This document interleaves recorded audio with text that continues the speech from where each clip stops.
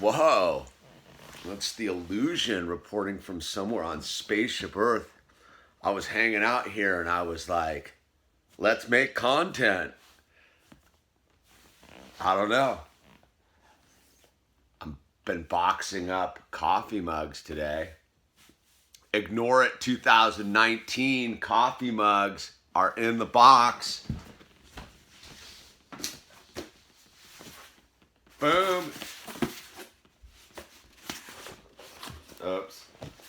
Hope I didn't just show someone's address. Anyway, I think I underestimated the shipping charge. We'll find out tomorrow. Whatever. What are you gonna do, dude? You just gotta keep it moving. Just keep the plates spinning, man. Rule number one, just keep the plates spinning, man. So, I sure hope I didn't show that dude's address. Oh well. What are you gonna do, man? Someone was asking me about the places I've lived. All right. The places I lived. Well, for me, it all really kind of gets started up on Loma Prieta. And if you don't know where Loma Prieta is, it's the mountains outside of Santa Cruz. Like if you were to be standing in Santa Cruz and you were to look up, you would see Loma Prieta. It's where the tall mountain is. Up there on the summit. It's called the summit, Loma Prieta. So yeah, I grew up there. I went to some schools up there. CT English? Was it CT English? CT English? I think so. I think that's what it was called. Jeez, I forgot. And yeah, I love living up there, man. That was super cool. Up in the mountains, up in the redwoods, up in the stump forests. And yeah, I lived up there till I was about 16. I think I moved down to Malibu when I was 16 for my senior year of high school at Santa Monica High. So when I was going up and living up on Loma Prieta, I was going down to Los Gatos High over in Los Gatos. I forgot what my school mascot was. I think we were the Cheetahs. Is that what we were? Maybe that was the mascot. Yeah, I think we were the Cheetahs, dude. Anyway, so I became a Viking down at Samo High, and I lived down here for a while. Went to Santa Monica City College. Hung out there, ripped a bunch of bong hits, surfed a bunch. Got some credits out of the way, and then I moved up to Santa Cruz. When did I move up to Santa Cruz? 90, something like that. 1990, we moved up to Santa Cruz, and I lived up there for a while. I lived over in Aptos, there down by the cement ship, and then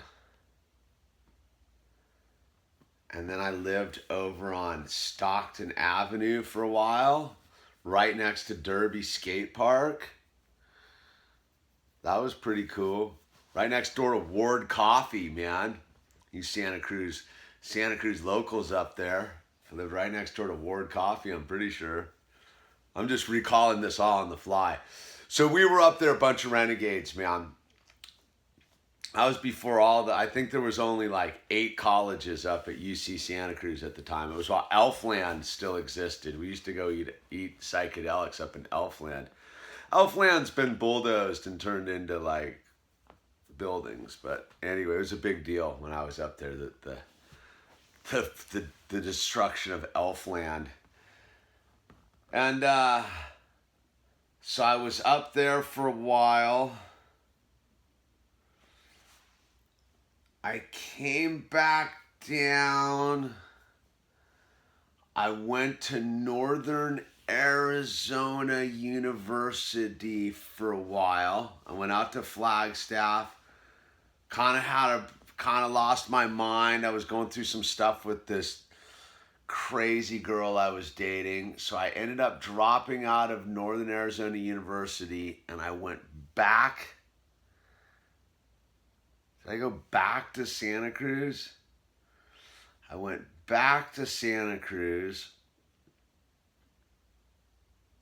I somehow ended up living in San Francisco for a while. I think I went back to Santa Cruz and then moved back down to, oh, that's right. When I was living in Aptos is when I went back to Santa Cruz. I was living in Aptos. That was phase one, but I had this place on Anchorage Avenue on Pleasure Point first. When I moved up to Santa Cruz, after going to Santa Monica City College, we moved up to Pleasure Point. I have a place on Anchorage Avenue. Then I hooked up with the JOJ. The JOJ and I moved to Aptos. We had our place in Aptos for a while. Boom, come back down, go to school in Flagstaff, lose my mind, move back up to Santa Cruz. I'm living at this place called the Palace, dude. That's right, the Palace. I think it was on Seacliff Ave, dude, down there by the harbor. Was this old Victorian house, like the last of the old Victorian houses, and it was just a whole bunch of DIY punkers were living there, and it was just like it looked like just the most run-down Victorian ever, with all this just sketchy punker, surfer, beer bottle-ness going on, dude. And it's some pit bulls. It was right when Gulf War I was going on, because I remember I used to go protest. I used to roll around Santa Cruz in a trench coat with combat boots and these two pit bulls. And I had on the back of my trench coat, dude, I had a picture of a dude getting a blowjob and another dude eating his ass. And it was like an anti-war thing. It was fuck Bush. That's right, fuck Bush. And it was like, oh yeah, the dude giving him a blowjob was George Bush's head. That's right. Yeah. So I was rolling around protesting the war.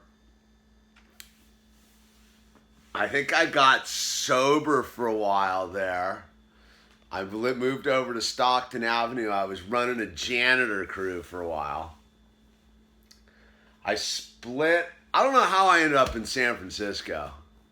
I ended up living in San Francisco for a while with my buddy, and we were growing pot on Haight and Ashbury up in some apartment skating. You can go see the skating videos. I get all into what we were up to in San Francisco. And then I end up going back to Northern Arizona University. I get back into school up there, and I hung out up there for 2 or 3 years. And then I wrote my book, Wow. And then I moved to Portland, Oregon, because I wanted to go skate the Burnside. And I ended up moving up to Portland, Oregon. And I lived over on Northwest Trinity Place in an old brownstone apartment for like a year and a half. And then I moved over to Southeast Holgate and had this rad house with my girlfriend for a while. We split from there to go spend the winter out at Bridger Bowl in Bozeman, Montana. And that's when I was living in Bozeman, working at the milk factory, snowboarding Bridger Bowl every day. It gets crazy. We end up moving back to Portland. I had a place at 26th and Burnside, I think. I had an apartment at 26th and Burnside for a while. Then I ended up getting a place over at like somewhere in Northeast on like 42nd or something by the Metro. I remember because I was working at the copy machine company, dude, for a while. with Hamed, dude. You can go look back in the archives, the story about Hamed, the Mujahideen fighter from Afghanistan, dude. Hamed, man, if you're ever watching this, I know you're not, dude. Hey, buddy. And I loved Hamed, man. Hamed was a cool dude. My Muslim friend. Talk smack about Hamed, dude. And so then from there I moved to Milford, Pennsylvania. I moved out to Milford, Pennsylvania, up at the Malibu Dude Ranch, up at the top of Foster Hill Road. And I lived in Pennsylvania for like 5 years, man. And I was down with living in the Poconos, man. I was thinking about buying a house out there and like settling down and the whole thing, but like that wasn't gonna work out. So after like 5 years, 9/11 had happened. I was out there for 9/11, the whole thing. Ah, that footage burned up in the fire. Darn, dude. All my 9/11 footage burned up. I went down to ground zero like right after it. Got some pretty raw footage, man. That burned up in the fire too. And all those years of footage are gone. Darn, dude. The video 8. I had a stack of video 8 tapes. I used to fully do this with the video 8 camera back in the day. So from there, and that's when I was skating FDR and just hanging out. I used to go down to Puerto Rico a lot and go surfing down in Puerto Rico. Tres Palmas, man. Some good stuff. And that's when I was hanging out with my buddy Bobby De Leon, the Postmaster General of the Caribbean, dude. And this dude, Eddie, who had this hamburger restaurant, Old San Juan. I used to go stay in this crazy apartment in Old San Juan all the time, dude. Anyway, I have some cool stories about the boat. I had a cool story from down there too. So then when I was in Pennsylvania, so in 2001, 2002, something like that. I end up moving back. I end up leaving Pennsylvania, but I was on my way to Big Sur. I was going to write another novel, and then I end up going to my friend's wedding in Sarah Retreat here in Malibu, and they were like, the mom was like, hey, no one lives at the house anymore, but we got these 3 dogs that need to have like shots. They're old. Like, you want to live here and take care of the house and stick needles in these 3 dogs? You can live here for free. And I was like, sure, why not? I'll ride my bike. I had a bunch of money at the time. And the minute the gate closed at the compound, dude, and the briefcase of drugs showed up, dude, I basically just like went off the deep end, man. I got a whole story about that, dude. Fear and Loathing in Sarah Retreat for sure, dude. I remember seeing the Mermen down the street at my friend Pete's 50th birthday party. The Mermen were rad at the Malibu Inn. Anyway, so I was living there for a while, and I basically spun myself off the map. I was living, at that time I was staying in this like cement room, this place my folks had for a while, dude. And geez, I was pretty rough in this like bunker basically. And my buddy called me up from North Carolina and was like, what are you doing? And I'm like, I don't know, dude. I hadn't talked to this dude in like 10 years, and he somehow tracked me down. I was like, hey, dude, I need you to come out here and work for me, dude. I got a job for you and a place for you to live, dude. Just show up, dude. And I didn't have any money at the time. Well, man, geez. The phone was all full up. Needed to delete some stuff. So where was I? Oh, North Carolina. So I get some frequent flyer miles from my dad, and I fly out to North Carolina, man. And I was, I'd pretty much shot myself out and was like looking to get sober. I still didn't know what sobriety was. I just knew I just couldn't continue doing what I had been doing in Sarah Retreat the whole time, which was just getting pickled and being broke. And so I show up in North Carolina. And I was like, all right, I'm going to get sober in North Carolina, dude. I literally like walk into this house on Jackson Avenue. Like you got, if you know North Carolina, I was on Jackson Avenue and I was working. My job I was going to end up working at was for Something Classic Catering Company, dude. And Something Classic back then had kind of become a big thing and was in all the Harris Teeter supermarkets, dude, in the kind of gourmet section. Anyway, so I show up at this place, man, and I'm looking to get sober. Did I walk into this house I'm going to live at in Jack's, this old Victorian house I'm going to live at? And they just shoveled cocaine right into my face. Turns out where I was moving into was like the drug dealing house for the local hipsters, man. Go figure, dude. All these crazy kids. They had like a music studio. It was just this one of those crazy houses, dude. In this cul-de-sac, dude. I'm living at this place, and I'm walking. I'm within walking distance of this catering company, and it was in kind of a sketchy neighborhood, man. It was definitely a sketchy neighborhood, but there was like, we were at this cul-de-sac, and there was like these 3 other houses full of hipsters. We were like 3 houses of white guys in this black neighborhood, dude. Let's not beat around the bush. I remember I used to go to this like convenience store like up the street, and it was all plexiglassed in, and you had to feed the money under the thing, dude, and they would give you your stuff, dude. It was nuts. It was nuts, man.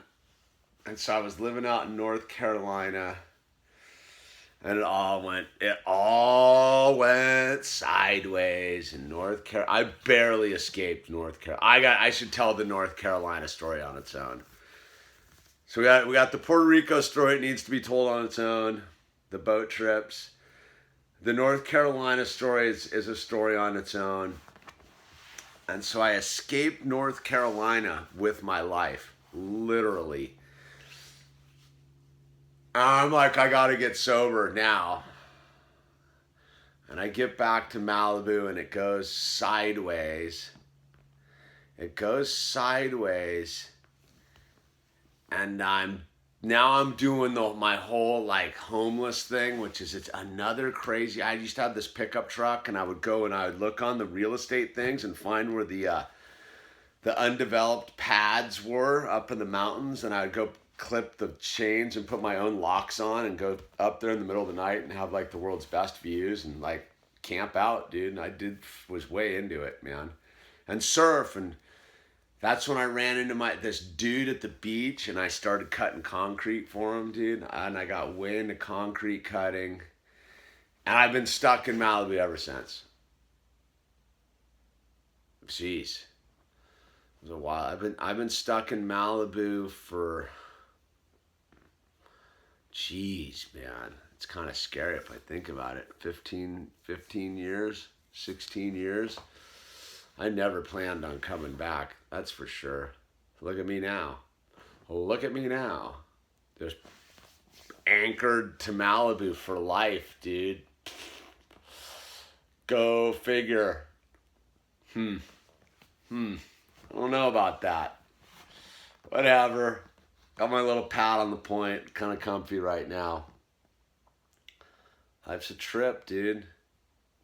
So I've had a driver's license in Arizona, California, Oregon, Pennsylvania. I think I've had driver's licenses in 4 different states. If that means anything to you. I guess to officially live in a state, you end up getting their driver's license.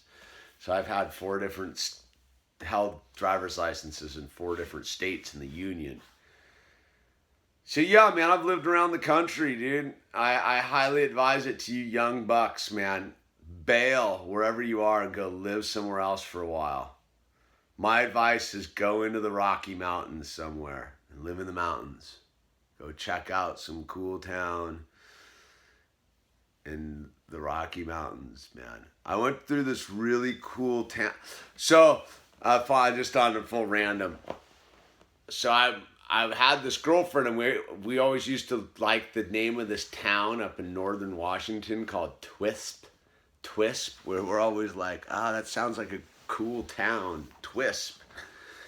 So I was down, this was like 10, 12 years ago. I went on a road trip. Got some money and went on this like road trip up to Washington and stuff, and up to the Burnside, and skated and just roamed around. And I was like, I'm gonna go up to Twisp, and I went to Twisp, and Twisp is rad. Super like, I don't know why you would be there, dude, unless you're like going to Twisp. But like, I liked Twisp. I hung out with these cool kids in Twisp, man. I had photos, but they all burned up in the fire. It's a common theme in all these new videos. Like, oh yeah, I had photographic evidence of the Twisp adventure, burned up in the fire. Anyway, that's where I've lived. Yeah. Anywhere else? I lived in Montana. Montana, I didn't get a driver's license for. I lived in Montana, Arizona, Oregon, California, Pennsylvania, North Dakota, North Carolina, excuse me. Is that it? I don't count like early childhood. I was born in Boston, but like, whatever. I visited Boston like twice. When I lived in Pennsylvania, I used to go hang out with my friend up there, and we used to get crazy. She lived behind the Green Giant. Anyway, I think that's all I got. San Francisco, Malibu, Santa Cruz. Yeah, that's it, man. That's all I got. All right. We made content. That's all I was looking to do. Hey, don't forget to subscribe. And tell all your friends to subscribe, man, because you know what, dude? Let's get that 100,000 thing, dude, and buy some coffee cups, dude. I got cases of them. Some stickers. I got to order some t-shirts. Don't forget to just send envelopes of money. Or just postcards. Address down below. See ya.